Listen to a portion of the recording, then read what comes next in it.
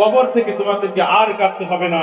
আর যদি তোমরা দুনিয়াতে বেশি বেশি করে হাসাহাসি করো, যদি হাসো, তাহলে কবর থেকে তোমাদের কাদা শুরু হয়ে যাবে বলে নাউযুবিল্লাহ।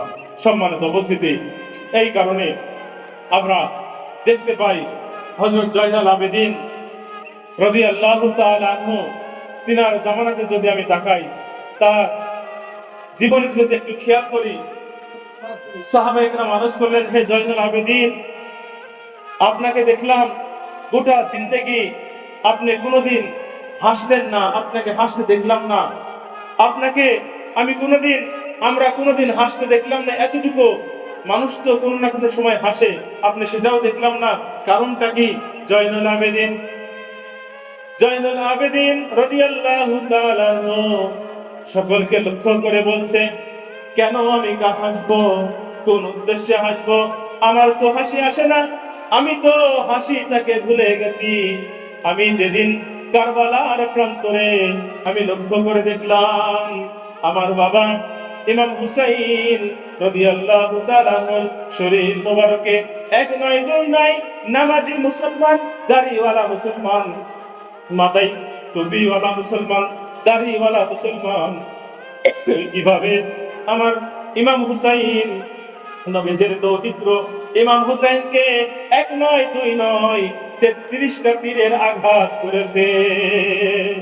33টা তীরের আঘাত আপনার আমার শরীরে এক থেকে দুইটা তীরের আঘাত করার সাথে সাথেই মৃত্যু পর্যন্ত হয়ে যাবে। তীরের মাথায় বাবা বিষ লাগানো ছিল।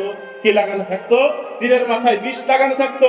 একটা থেকে দুইটা তীর লাগার সাথে সাথে ওখানে এসে আপনি আমি। কিন্তু নবীর আওলাদ 3 দিন পর্যন্ত পানি পান করেন নাই, খাবার তো নাই, তারপরেও 33টা তীর হজম করার পরেও নবীর পক্ষে বাতিলের বিপক্ষে লড়াই করে যাচ্ছে বলে সুবহানাল্লাহ। সেই ইমাম হুসাইন রাদিয়াল্লাহু তাআলা আনহু লক্ষ্য করে দেখলাম তার শরীর মোবারকে 43টা ছুরির আঘাত রয়েছে। এতটি ছুরি দিয়ে আঘাত করার পরেও তাকে শেষ করতে পারে নাই। কচু কাটার মতো ইমাম হুসাইন রাদিয়াল্লাহু তাআলা আনহু জাহান্নামীদেরকে জাহান্নামে পাঠাচ্ছে। এক পর্যায়ে আজকের এই দিন, জুমার দিন, ইমাম হুসাইন রাদিয়াল্লাহু তাআলা আনহু কি করলেন?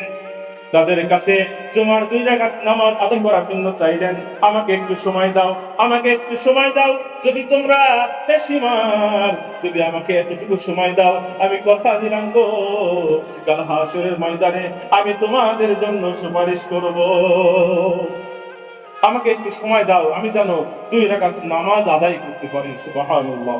সেই ইমাম হুসাইন রাদিয়াল্লাহু তাআলা নামাজে দাঁড়ালেন। নামাজে দাঁড়াইতে পারেন না, ডান দিকে চেষ্টা করেন, বাম দিকে চেষ্টা করেন, এদিক সেদিক নড়াচড়া করে, কিন্তু মাটি থেকে উঠে দাঁড়াতে পারে না। দাঁড়ানোর ক্ষমতা আর নাই। অনেকক্ষণ পরে আল্লাহু আকবার বলে একবার ধ্বনি দিয়ে ইমাম হুসাইন রাদিয়াল্লাহু তাআলা দাঁড়িয়ে গেলেন নামাজে। নামাজ শেষ করতে করতে ওই ইয়াজিদ বাহিনীরা তারা ইমাম হুসাইনকে বিভিন্ন রকম ভাবে আঘাত করলো। নামাজ শেষ হওয়ার পরে ইমাম হুসাইন রাদিয়াল্লাহু তাআলা আনহুকে যখন শহীদ করা হলো, জয়নুল আবেদিন তিনি বর্ণনা করেন, আমি লক্ষ্য করে দেখলাম ইমাম হুসাইন রাদিয়াল্লাহু তাআলা আনহু তার মাথাটা শরীর মোবারক থেকে আলাদা করা হয়েছে, তারপরেও তারা ক্ষান্ত হয় নাই, তারপরেও তাদের মনের রাগ তাদের মিশে নাই। তারা এমন কাজ করা শুরু করলো, 70টি উট তার শরীর মধ্যে দৌড়াইতে শুরু করে দিল। নাউযুবিল্লাহি মিন যালিক।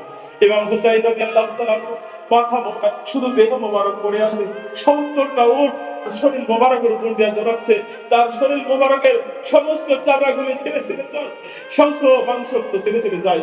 আমি জয়নুল আবেদিন আমি লক্ষ্য করে তাকাই দেখেছি, ওরে ওরে নামাজি মুসলমান, ও দাড়িওয়ালা মুসলমান, ও টুপিওয়ালা মুসলমান, তোমরাও তো নামাজি, তোমরাও তো মুসলমান বলে দাবি করো, মুসলমান বলে দাবি করে আবার কি হবে নবীর দৌহিত্র, নবীজির কলিজার টুকরা ইমাম হুসাইন, তার মাথা মোবারক আলাদা করা হয়েছে, তারপরেও তোমরা ক্ষান্ত হও নাই।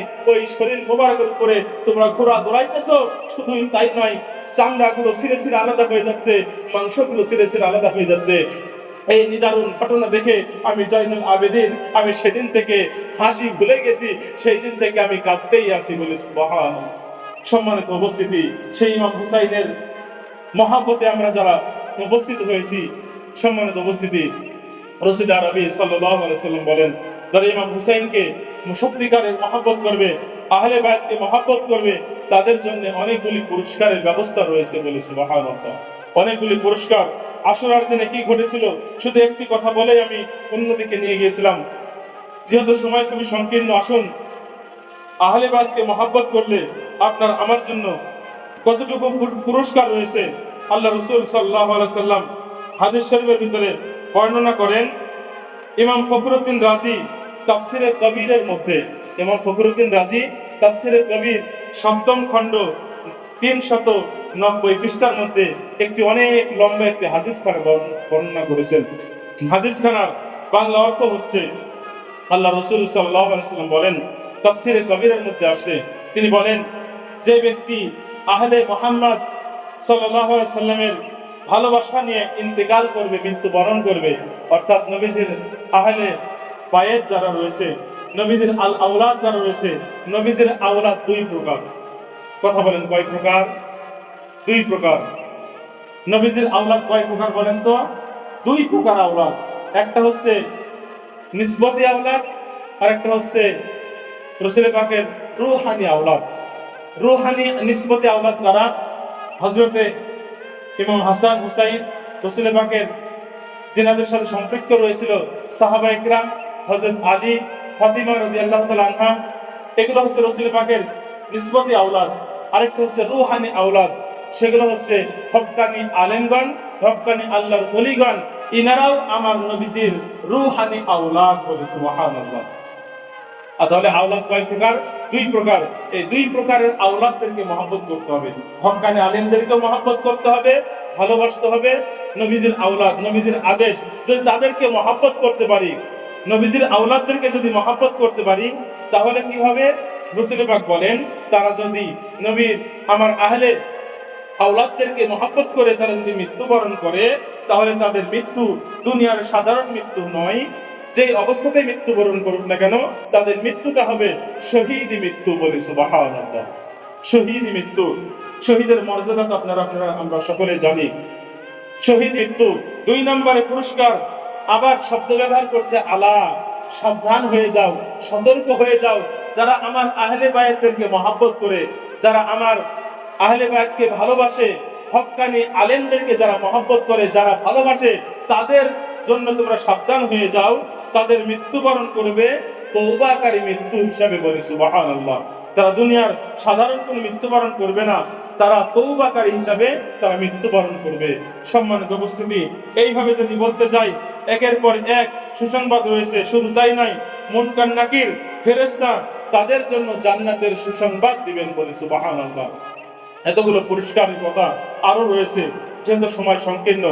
তাহলে আমরা যদি আহলে বায়াতকে মহব্বত করতে পারি, ভালোবাসতে পারি, ইমাম হুসাইন তো নবীর আল আওলাদ, নবীর আহলে বায়াত। গতকালকে আলোচনা করছিলাম, রাসূল পাক আলাইহিস সালাতু ওয়াস সালাম ইমাম হুসাইনকে অনেক মহব্বত করতেন, ভালোবাসতেন। সেই ইমাম হুসাইনকে যদি আমরা মহব্বত করি, ভালোবাসি, অবশ্যই আপনাকে আমাকে তাদের জন্য কিছু না কিছু করতে হবে। যদি আমরা কিছু করতে পারি, তাহলে এটাই আপনার আমার জন্য কামিয়াবি, দুনিয়াতে এবং আখিরাতে। আল্লাহ তাবারক ওয়া তাআলা আজকে যে আশুরার দিন, আশুরা মিনাল মুহররম, আজকের এই দিনে অনেক ফজিলত রয়েছে।